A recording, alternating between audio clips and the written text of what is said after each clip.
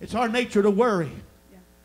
Come on, folks. I'm not trying to be smart. I'm just being realistic.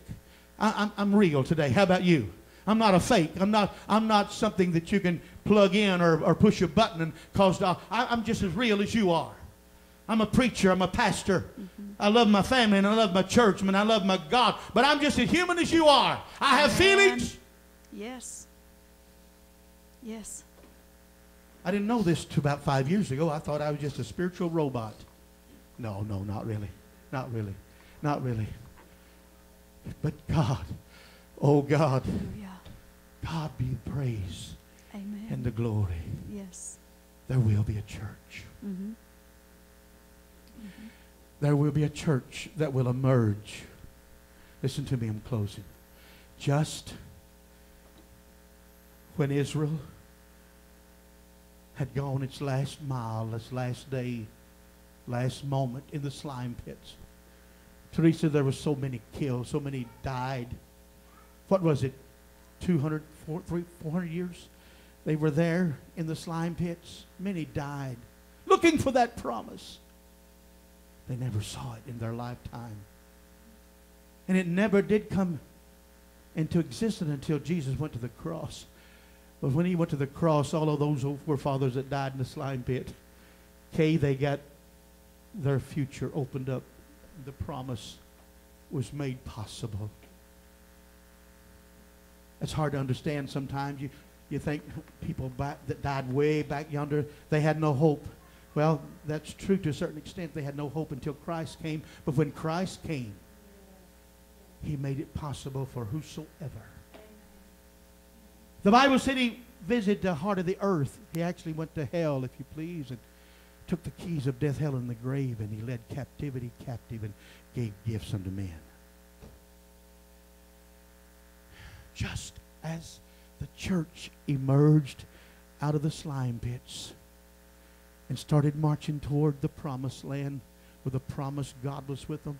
My angel of my presence is going to be before you. I'm going to lead you to a land flowing with milk and honey. Oh, there were many obstacles to pass and get over before they got there. Church, we're experiencing that. Every one of us that know Jesus this morning, we've got a promise of heaven. That promise is not in vain. He's not took it back, folks.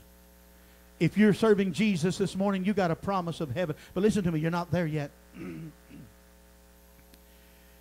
You may be out of the slime bits, but you're not in the promised land yet. There's many obstacles that we're going to face, many hurdles that we're going to have to jump before we get there. But you know, Paul made it.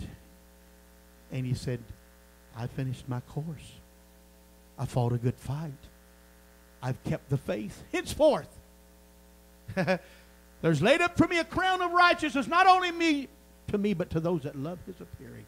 Now listen to me. God's going to raise up an army in this last hour. God's going to raise his people up. They're going to emerge from out of this great nation all over this great world. God's people that known as the church is going to emerge and come forth. And they're going to labor just a few more days, and then the rapture is going to take place, and the true church of God is going to be caught away. And then all hell is going to break loose upon this earth. Folks, I want to go in the first resurrection, don't you? I want to go in the rapture. Can I encourage you as your pastor this morning to seek God? Don't just hope things are all right. Don't just hope and wish. Little John said we can know.